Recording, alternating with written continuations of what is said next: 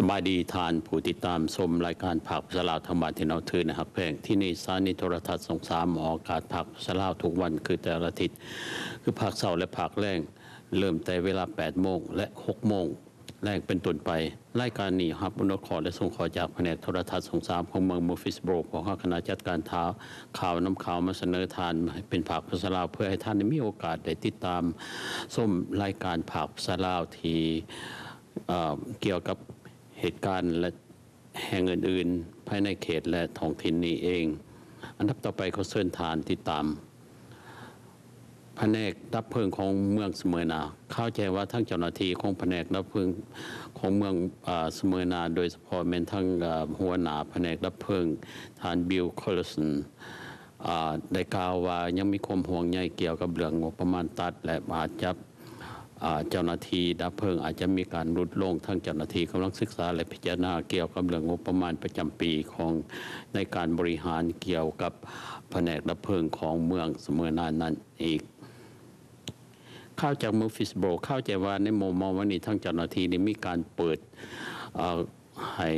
ปวงส้นได้เดินทางโดยผ่านขัวที่แอปมิลส์โรด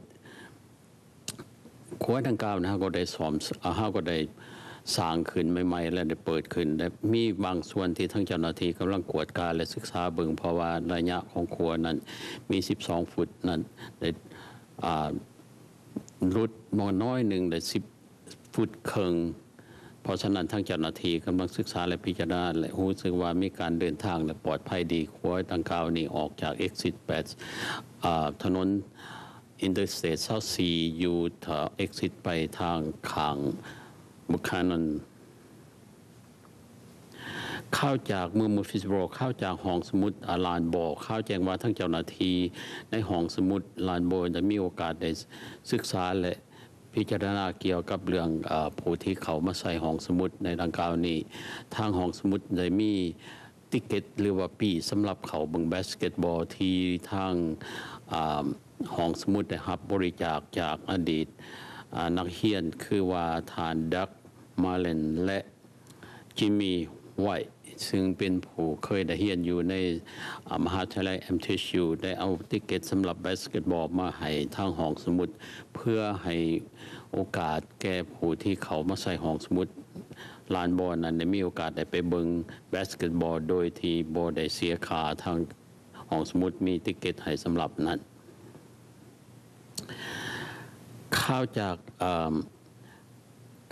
ทั้งเจ้าหน้าที่ที่มีการศึกษาและเกี่ยวกับเรื่องเสนอเกี่ยวกับเรื่องการใส่บัตรเวลแฟร์หรือว่าบัตรสงเคราะห์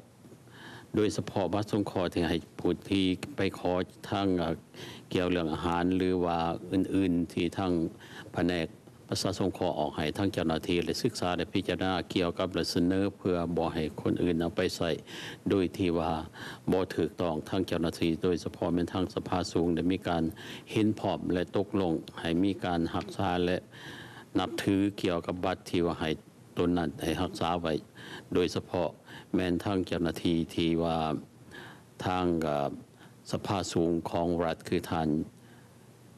จิมเทรซี่ได้เสนอเกี่ยวกับเรื่องนี้ข่าวจาก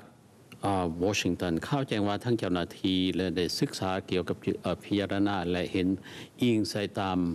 สถิติการสำรวจเกี่ยวกับเรื่องผู้ที่มีพยาธิเบาหวานข่าวแจ้งว่าทั้งเจ้าหน้าที่ได้สำรวจเห็นว่า1ในจำนวน8 คนของอเมริกันที่มีพยาธิเบาหวานอยู่ในผนึกมาขนาด2หรือว่า Type 2 diabetes เพราะฉะนั้นทางเจ้าหน้าที่กันมีการศึกษาและพิจารณาและเห็นว่าประมาณ29 ล้านคนที่ว่าติดมีพยาธิดังกล่าวนี้เพราะฉะนั้นมีการระมัดระวังออกกำลังกายและอันนี้ข่าวจากเนสฟิลด์ข่าวแจ้งว่าทั้งเจ้าหน้าที่ของแผนกประชาสงเคราะห์ที่ว่าเป็นผู้อธิบดีใหม่เนี่ยพยายามศึกษาและพิจารณาเกี่ยวกับแก้ไขปัญหาต่างๆที่ในแผนกดังกล่าวนั้นมีปัญหาสมัยก่อนเพื่อแก้ไขเพื่อให้ถูกต้องตามระบบระเบียบดีทุกสิ่งทุกอย่างข่าวจาก เมืองมูฟิสโบรเข้าแจ้งว่าทางเจ้าหน้าที่กำลังเกี่ยวกับโครงการเฮ็ดเวียกเพื่อสุขเสริมและสวยความดีให้มีอยู่ในสภาพเข้าแจ้งว่าทั้งเจ้าหน้าที่ของแผนกศึกษาโดยเฉพาะทางเขตเมืองมูฟิสโบรและรัฐเฟิร์ดคันตี้ของการศึกษาดังกล่าวทั้งเจ้าหน้าที่ของพยาบาลพยายามออกไปแต่ละโรงเรียนแต่ละปีไปเพื่อศึกษาเกี่ยวกับเรื่องนะครับในเรียนเบิงกวดเกี่ยวกับเรื่องสุขภาพและให้นับว่าเป็นส่วนอันหนึ่งที่ว่าทางเจ้าหน้าที่ของเขตเมืองและเขตการปกครองได้มีพยาบาลได้ไปตามโรงเรียนต่างๆเพื่อดูแลเกี่ยวกับเรื่องสุขภาพของเด็กข่าวจากเมืองมูฟิสโบรทั้งข่าวแจ้งว่าทั้งเจ้าหน้าที่ของเมืองได้มีการศึกษาเกี่ยวโดยเฉพาะของเขตการศึกษาของเมืองได้มีการพิจารณาและศึกษาผู้สอนได้ใส่โครงการเกี่ยวกับเรื่องการปลูกฝังให้นักเรียนรู้จักว่าการปลูกฝังการใส่พักและอื่นๆนั้นเพื่อเป็นการให้อยู่ในส่วนเกี่ยวกับเรื่องการสุขภาพและอยู่ดีกินดีในขั้นต่อไปข่าวจากเมืองฟิสโบรข่าวแจ้งว่าทั้งเจ้าหน้าที่เขตการศึกษาของเขตรัฐเฟิร์ดและพิจารณาและศึกษาเกี่ยวกับเรื่องศึกษาว่าจะให้มีการเป็นการหัวใหม่หัวมือเกี่ยวกับทางที่เมืองของเมืองมูฟิสโบรจะมีการเขตการศึกษาของเมืองมูฟิสโบรจะได้มีการสืบดินเพื่อปลูกโรงเรียนใหม่และล่อถาฟังข่าวเกี่ยวกันนั้นเพื่อเป็นการสมทบทั้งสองฝ่ายของเขตการศึกษาข่าวจากเมืองมูฟิสโบรเข้าแจ้งว่าทั้งเจ้าหน้าที่ของเมืองมูฟิสโบรโดยเฉพาะสมาชิกเทศมนตรีของเมืองมูฟิสโบรมีการประชุมและผู้ว่าการและผู้บริหารของเมืองคือทานบรอดลานส์ได้เสนอให้มีการคณะเทศมนตรีของเมืองมูฟิสโบรมีการพิจารณาและศึกษาเกี่ยวกับเรื่องการปลูกสร้างโรงเรียนใหม่และที่ดิน25 เอเคอร์ซึ่งว่าจะปลูกสร้างโรงเรียนเวสต์ไซด์ของโรงเรียนประถมของเมืองมูฟิสโบรในขั้นต่อไปนับว่าทางเจ้าหน้าที่มีการสนับสนุนเป็นอย่างดีข่าวจากเนสฟิลด์ข่าวจากเนสฟิลด์ซึ่งมีสมาชิกสภาสูงซึ่งทานบิลคิโตรและทานจิมเทรซีทานเซนเตอร์ทั้งสองท่านได้มีการศึกษาและพิจารณาเพื่อเสนอหางกฎหมายอันหนึ่งเพื่อขึ้นทั้งสภาให้มีการพิจารณาและศึกษาเกี่ยวกับเรื่องการสอบemission test หรือว่าสอบก่อนจะใส่รถแต่ละปีมีการสอบถาผ่านถาหากบ่ผ่านก็มีการแก้ไขและปัวแปลงรถนั้นให้อยู่ในสภาพดีเพราะฉะนั้นการเสนอของฐานทั้งสองนี่รู้สึกว่าเป็นส่วนหนึ่งที่กาวาถ้าหากผ่านไปก็คงจะมีโอกาสให้พี่น้องเฮาได้รู้จักเกี่ยวกับเรื่องการลดที่ว่าใส่ภายในก่อน3 ปีมาแล้วหลังจาก3 ปีไปแล้วเพิ่นเสนอบ่อยากให้มีการเอารถนั้นไปกวดอาจจะเป็นส่วนหนึ่งถ้าเทิงจะได้ขอดังกล่าวนี่จะได้สนับสนุนจะได้มาเสนอให้ทานรู้จักอีกเกี่ยวกับเรื่องนี้เพื่อให้ทานมีการเข้าใจดีข่าวจากเนสฟิลด์ข่าวแจ้งว่าทั้งเจ้าหน้าที่ของแผนกอนามัยของรัฐรู้สึกว่าได้มีการได้ศึกษาและพิจารณาและมองเห็นว่าเด็กที่ว่าเสียชีวิตนั้นได้ลดลง20%นับว่าเป็นข่าวดีอันหนึ่งที่เกี่ยวกับทางการในการ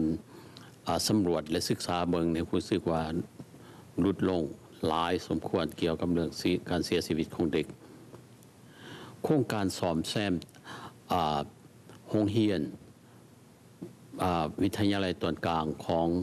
Blackman และโรงเรียนประถมของ Smyrna Primary ในมองว่านี้ทั้งเจ้าหน้าที่ของแขนงการศึกษาและอนามัยของเขตรัฐเฟิร์ดมีการประชุมกันและได้รับการเสนอของการที่ทั้งเจ้าหน้าที่แผนกศึกษาของเขตรัฐเฟิร์ดได้นำเสนอคือเกี่ยวกับการซ่อมแซมและต่อโรงเรียนของทั้งสองที่กล่าวมานี่นับว่าเป็นมูลค่าประมาณ7 ล้านและ2 ล้านครึ่งของโรงเรียน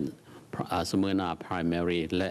โรงเรียน Blackman Middle School นั้นประมาณ7 ล้าน 4 แสนดอลลาร์ทางคณะกรรมการได้มองเห็นและรับห้องเสนอต่อขอเสนอดังกล่าวนี้ไปยังคณะกรรมการหรือว่า ผู้แทนทั้ง21ฐาน21เขตเพื่อเสนองบประมาณต่อไปจบข่าวภาคสลาวขอให้ทานจงมีความสุขและโชคดีในการ